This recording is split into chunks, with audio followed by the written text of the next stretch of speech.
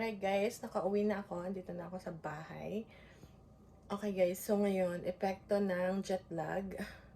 So kakarating ko lang kanina, di ba? Nag-haul ako and then nakatulog ako 7:30 nagising na ako 7:30 ng gabi.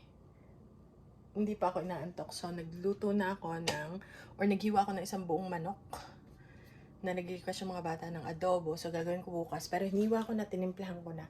At saka, magagawa na rin ako ng soup kasi gusto rin nila ng chicken soup. Tapos, pag may tira, i-freeze ko. So, ang oras na is 4:05 ng umaga. 4:05. And then, ano pa bang ginawa natin? Naghiwa ako ng buong pakwan yung nabili natin sa Trader Joe's. And then, mag-aayos ngayon ako ng aking paninda. And then, pag inantok ako, di saka na lang ako.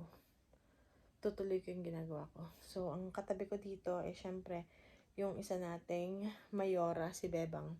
Si Bebang na yung ating mayora. Namiss mo ako? Naantok na antok. Namiss mo ako? Ha? 3 linggo rin tayong hindi nagsama. Oy! Namiss mo ako? Namiss mo ako? Ha? Namiss mo ako? Suyap ka at kunyari, patingin-tingin sa akin, di maintindihan ang ibig mong sabihin. Kung mayroong pag-ibig ay ipatapat mo na sa akin, akala naman kitang sasagatin. Pasuyap-suyap ka, sasagatin. Morning. Hi guys, walang tulog, hindi talaga ako makatulog. Nagawa na ako ng adobo kasi nire-request siya ng mga anak ko.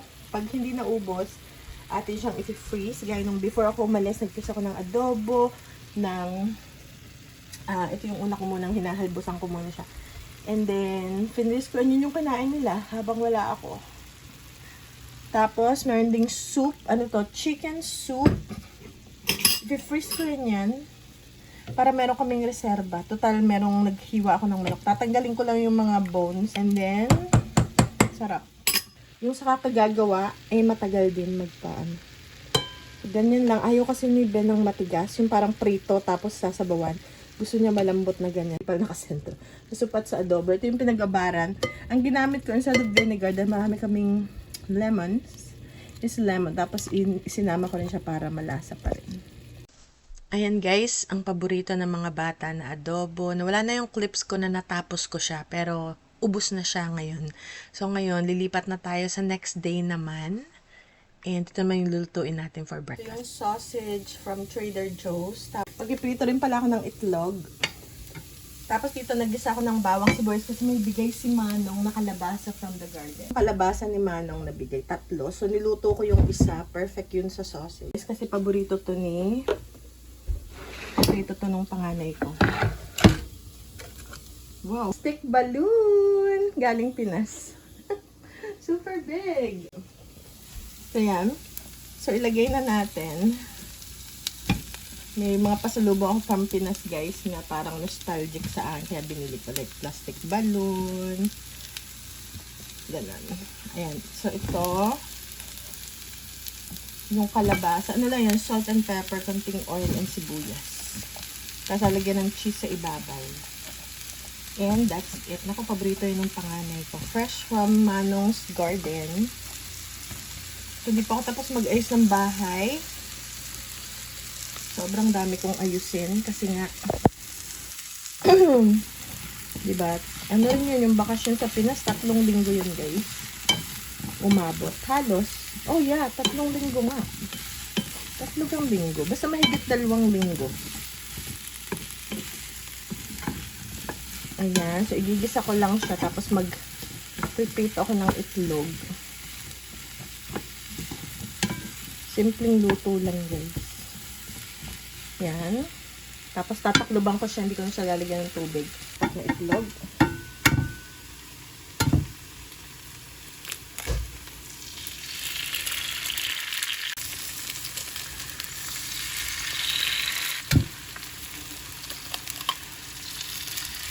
And one more. Ayan na.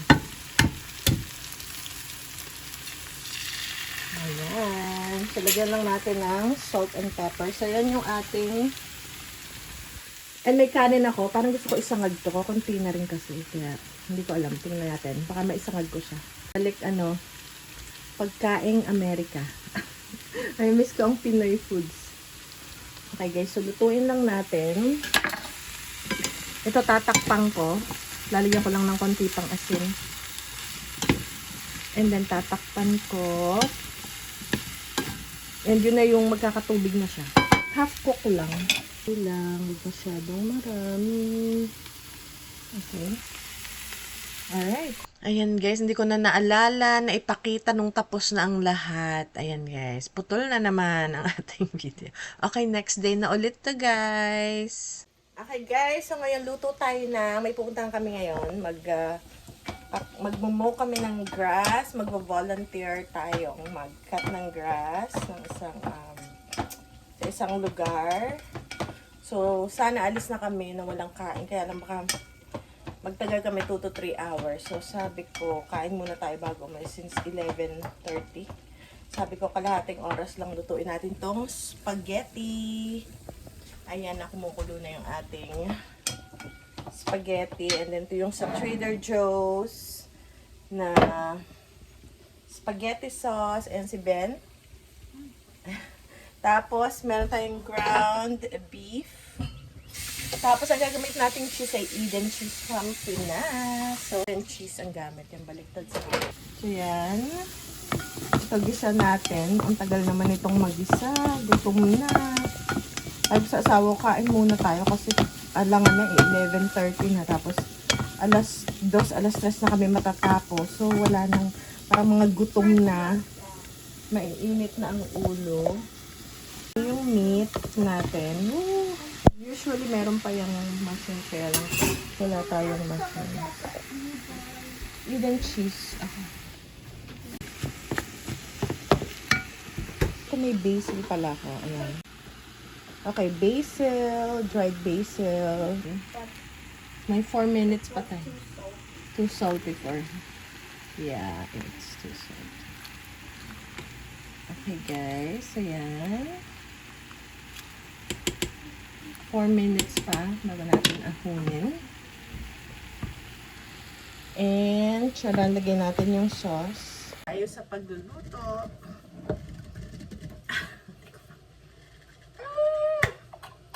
Okay, yan. Parang madilim. Okay, gagamitin lang sa kinuha nito guys. Tapos, masayang to. So, lagyan natin ng tubig. And, aalog-alugin. Alog. Yan. Para kuha mo. Tapos pwedeng i-save yung garap ko. Napakadami ko guys garap.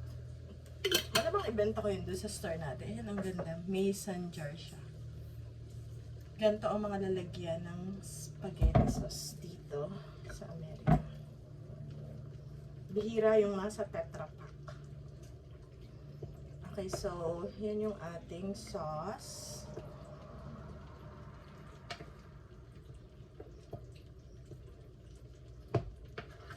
Tapos gusto natin sa ating sauce is medyo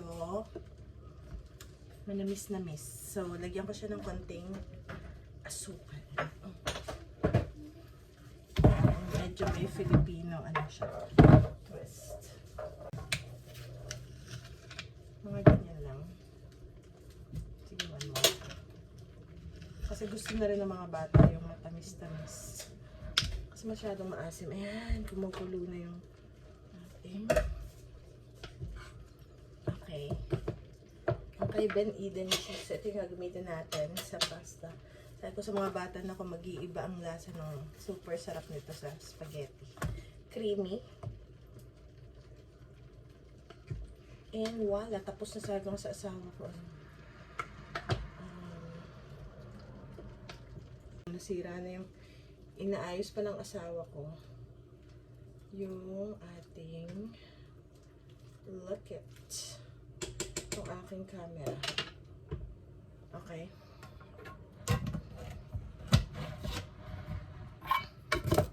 Ito yung salt. Ito yung asukal. Grind natin yung ating keso. O mamaya na pagka tikman muna natin. Kaya ngayon na kami magmamo kasi napasobrahan tamis. Okay lang yun kasi meron tayong creaminess at saltiness. Ayan. Pagkakulo nito, tapos natin nga guys. Ayan na. Ayan. Okay. Okay. Alright guys. So, ayan. Nilagyan ko siya ng olive oil and itong ating lemon. Dagdagan ko pa ng konti. Tsaka olive oil para hindi siya madikit. And then cheese. Wala akong parmesan eh. So, ito na lang gagawin natin. Eden cheese from Pilipinas. O, diba? Tapos, ano pa ba? At saka meron tayong salad. Ito na yun, walang timpla. Yan na yun. Pure greens lang. Okay, we're gonna say a prayer first. And then, kakain na tayo pa. Hindi tayo gutom. At kung ano-anong gustong bilhin pagkatapos. Yes, spaghetti. Tapos yung sauce, yung cheese, at yung ating salad sa maliit na table. Salo-salo together.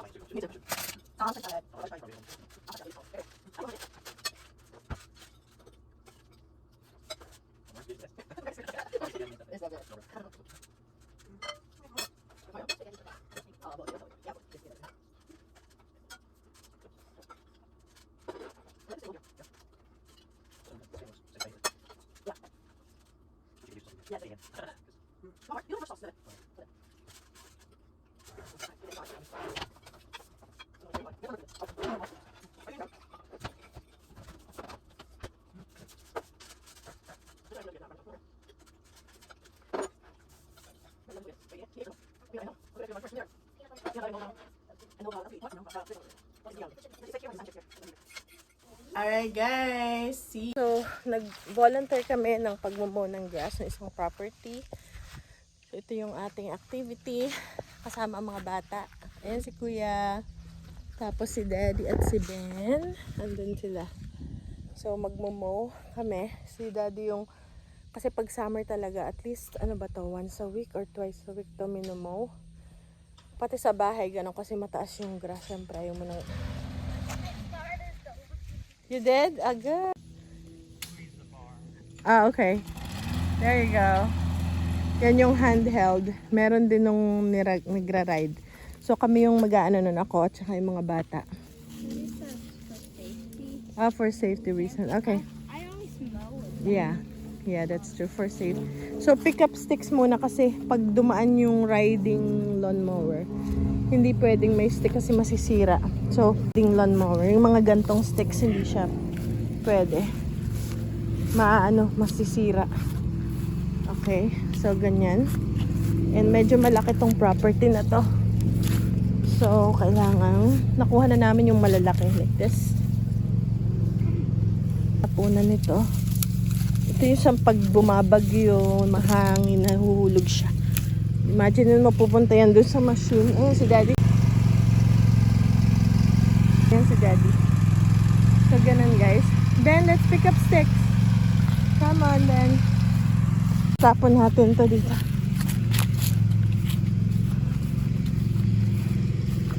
Ayan pa, may sticks. Malaki to, hanggang doon pa yan. So, merong nung riding lawnmower. So, mga bata magpipick up faster. Yan yung shed nila. Okay, guys. So, dito yung may shed na ganito. Okay, iwan ko muna yung bag ko dito. Man, nung loob. Lalagyan lang siya talaga ng mga cleaning supplies, lawnmower. Okay. Ayan. Diyan lang muna. Ating